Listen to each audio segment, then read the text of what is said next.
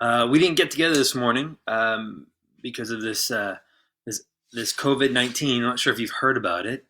It's a pretty big thing around the world right now. But I thought I'd give you guys a message anyways. Just give me a short message. The passage though that I thought we preach from is actually Matthew 15 and verse 2, and the verse says, "Why do your disciples break the tradition of the elders? For they do not wash their hands when they eat bread." Sorry, I couldn't resist. Couldn't resist. It was either that or the passage about Pontius Pilate washing his hands. But I thought that would be a little bit of humor when we're going through something that's throwing our world up into all kinds of chaos. I've been thinking about these last few days. Beginning Wednesday evening, the sporting leagues around the world have been shutting down, and I'm just lost and confused. I don't know what to do with myself without having all these sports around. I keep going to TSN and Sportsnet looking to check the scores, and there's nothing there. So I'm a bit adrift. But again, joking aside, the last few days have been unprecedented in my lifetime. I can't remember a time when, in my lifetime at least, that there's been so much fear and panic. Every couple of days, that for a while there, everything was being canceled, whether it be the sporting events, schools, conferences, concerts. Even countries now are being canceled. Italy is in lockdown. I heard last night that Spain went into lockdown, and I think that maybe as the Netherlands or some other country is considering doing some form of that. The stock market has crashed down to 1980 levels. People's retirements and investments have been wiped out. And this thing about toilet paper, I think I figured it out. I think I know why everyone's buying toilet paper is that this COVID-19 virus is scaring the poop out of people, and that's the only thing I can think of. So crazy times we live in, and we've been hearing these words such as pandemic and global outbreak and infectious disease and mortality rate, and phrases like flattening the curve has now entered into our common language, and so it's natural, I'd say, that we would begin to experience feelings of fear with all the media reports and the social media attention and everything that's flying around. I want you to understand, fear is a normal emotion. That's it. It's not wrong or sinful to feel, well, anything really, especially fear, though. Feelings help us give us an indicator of what's going on inside our soul, which includes our mind. What are we thinking about? What's happening around us? And so we never should ignore our feelings. They're simply alerting you to something may be happening. We don't know what's happening necessarily, but we know something might be happening. And so we need to investigate. We need to learn the truth. And so that's really what the key is to our feelings, is when we begin to feel something, it's an indicator that you and I, we need to go and find out what's going on, what's happening around us. So let's do a little bit of investigation. Here are some facts that I've been able to collect about this COVID-19 virus. And that's what it is. It's a virus, like the flu is a virus. It's most deadly to those who have a pre-existing medical condition, whether it be a heart disease or really a weakened immune system. And so that's especially true for people over the age of 70. As of around today, last I've heard, there have been reported 150,000 cases worldwide. China accounts for about 65% of those cases. Italy, another 10%. So the 75% is in these two countries. Canada today has around 250 reported cases, but there's every reason to expect that those numbers will climb, and I would say they're going to climb substantially. Like the flu, there's no treatment for it. Thankfully, God has designed the human body, though, in such a way that our immune system can overcome the virus as you drink plenty of fluids and rest.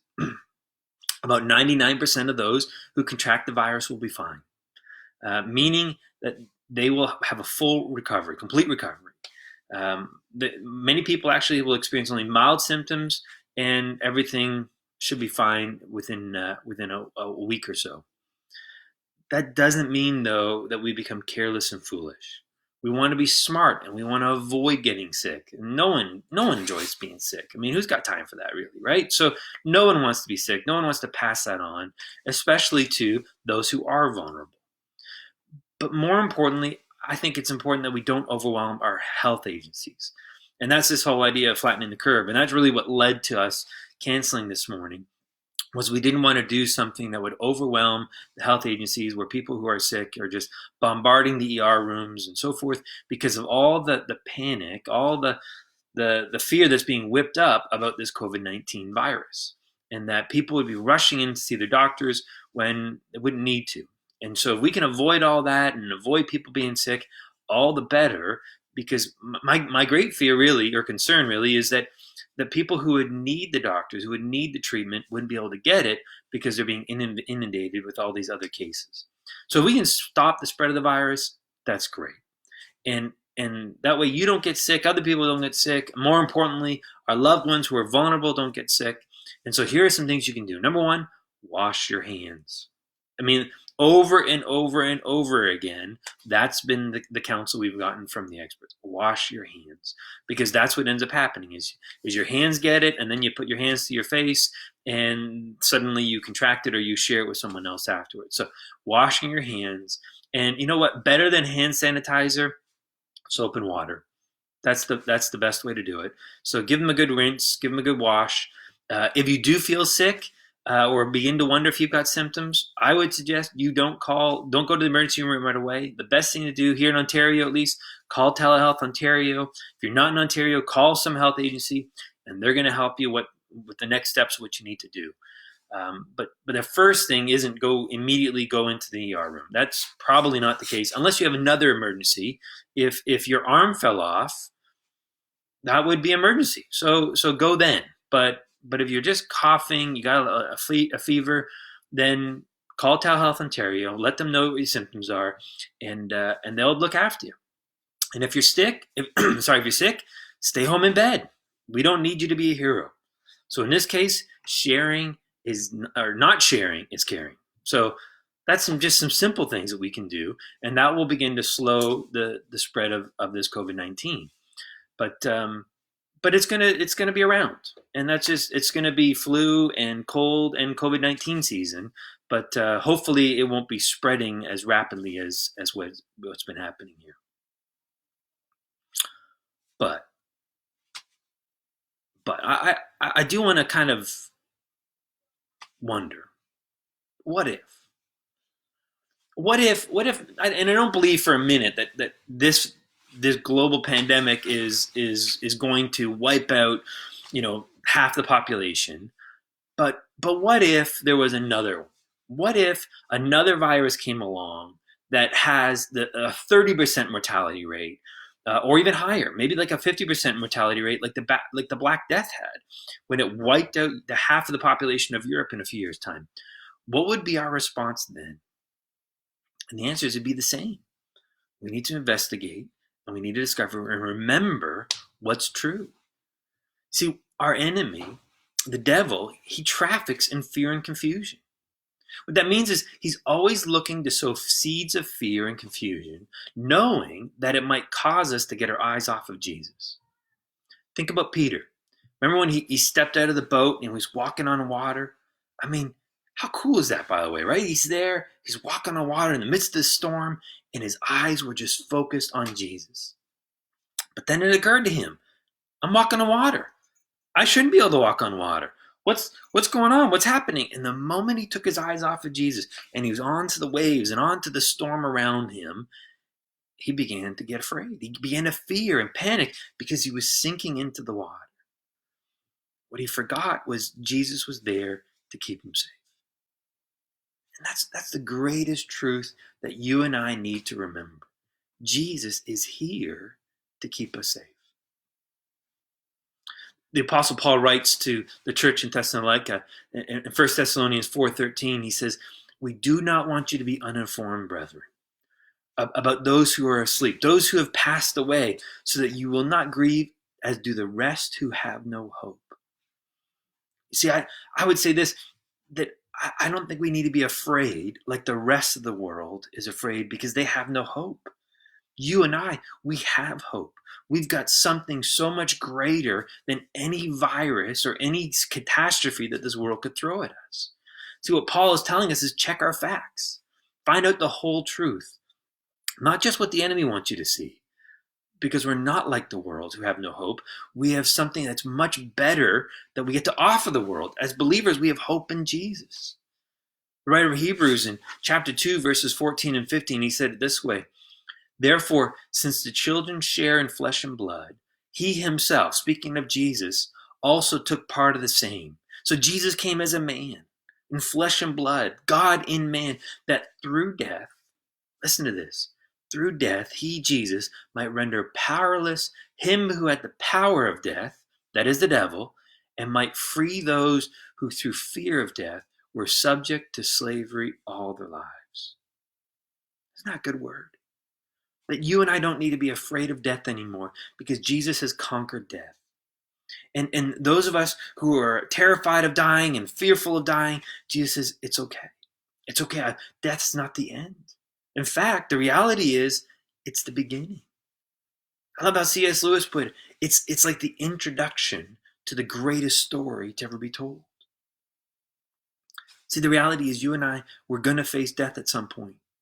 That's just a fact. It might be an illness like COVID-19. It might be something like cancer or heart disease. We might die in an accident, or likely, if my case, I'm likely going to die in a home repair job gone wrong. John Balfour's probably going to fall off a roof. I'm guessing that's probably what's going to happen with him based on him being up on roofs in sandals. So at some point, each of us, we're going to face death. But take courage, because he who's in you has already overcome death. Death's not the end for you and I. We got something far greater. Well, let me close with some familiar words that we've been given through the Apostle Paul. He wrote them to his younger friend Timothy. And they're famous words. 2 Timothy chapter 1 and verse 7. He says, "For God's not given us a spirit of fear." That fear, it's okay that you experience fear. But remember this, that fear and panic are not from Jesus. That if you're feeling that fear, then go and find out what's going on. What's happening around you. Find out the truth and the reality. Remind yourself. Speak the gospel to yourself if necessary, reminding you of what's real and what's true. See, remember, the enemy, he's trying to sow those seeds of confusion and panic, because when we have that fear and that panic, chances of us making good choices, they shrink. And suddenly now we make all kinds of poor choices that get us in all kinds of trouble. Right? So that fear, that panic's not coming from Jesus. What has he given us? If it's not a spirit of fear, he's given us one of power, of love, and a sound mind. Isn't that awesome? He's given you power, right? The power to endure and stand up under any trial. So whether you get a virus, whether you get sick, whether you're in an accident, whether there's some kind of major catastrophe, whether a tornado sweeps through our town, whatever it is that we face, you've got a power, the power of God, that is greater than that catastrophe. And not only that, but he's given you power and love. Love, the ability to know and experience that I am loved, but the ability to love those around me. And that's what's really great with these catastrophes. They become opportunities for you and I to know that we're loved and to experience that love with our neighbors and our friends. Again, that's why we decided out of love, not out of fear, but out of love, to not gather together as a larger group, because we want to love those around us and love those in our community. And so we got this power, we got this love, but also in a sound mind. And so the sound mind is that I have the ability to understand what's true. And the truth is, I'm not alone. Jesus is here. Jesus is with me. And because of that, I can face any single trial, no matter what's going on around me. Right? So let's remember the truth. Remember who we are, and remember who is in us, who God is in through us. And that will help us to discover the hope that you and I have. All right, New Life. Have a great rest of the day. It's a beautiful day out there. It's sunny. It's nice and not too cool. It's a beautiful day. I know my family and I, we're going to get together with some friends. We're going to actually go rock climbing first. And as a family, we're going to have a great time. Enjoy the day. Love your family. Love your neighbors. Just, do it with fist bumps. And wash your hands. For goodness sakes, guys, wash your hands. Love you guys.